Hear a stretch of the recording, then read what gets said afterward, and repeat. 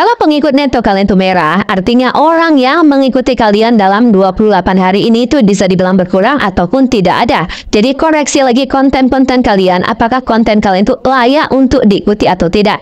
Jadi tips untuk menambah followers itu sebenarnya yang paling bagus, yang paling alami, dan yang paling bagus juga untuk perkembangan akun kalian, yaitu sebenarnya dari konten kalian sendiri. Tapi kalau memang kalian ingin menambah followers secara cepat, itu memang dengan tabur kejora di akun-akun besar, di akun-akun yang ramai. Karena dengan taburan kalian ke postingan tersebut, otomatis bisa terlihat oleh orang lain. Sehingga orang itu akan berbondong-bondong mengikuti kalian karena taburan kalian itu. Tapi perlu diingat lagi, banyak pun yang mengikuti kalian, tapi kalau dari segi konten kalian yang kurang menarik, tetap kalian lama-kelamaan akan ditinggal juga oleh followers yang seperti ini. Karena followers yang seperti ini ataupun pengikut yang seperti ini mau mengikuti kalian karena ada iming-iming taburan kejora.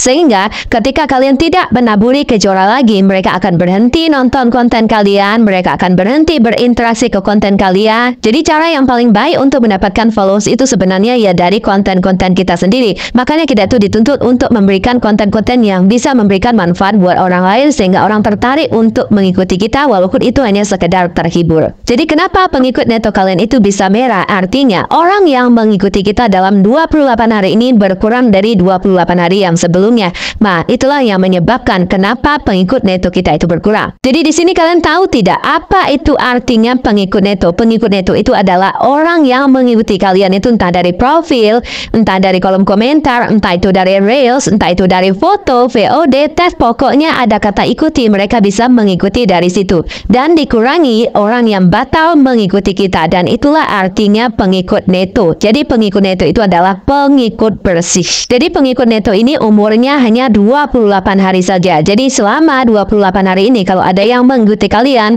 dan dikurangi orang yang batal mengikuti kalian selama 28 hari ini, itu akan masuk ke dalam pengikut neto kalian. Jadi apakah pengikut neto itu sama dengan pengikut total kita yang ada di bawah profil kita ini? Jadi semua pengikut kita akan masuk ke dalam pengikut total kita yang di bawah profil kita ini. Yang kita dapatkan misalnya dari kita sebelum gabung di Facebook Pro dan sampai sekarang. Nah, kalau pengikut neto itu hitungannya cuma 28 hari saja. Nah, kalau dalam 28 hari ini nggak ada yang mengikuti kita, otomatis pengikut neto kita akan merah dari 28 hari sebelumnya. Jadi pengikut neto ini adalah orang-orang yang mengikuti kita selama 28 hari ini dan dikurangi orang yang batal mengikuti kita.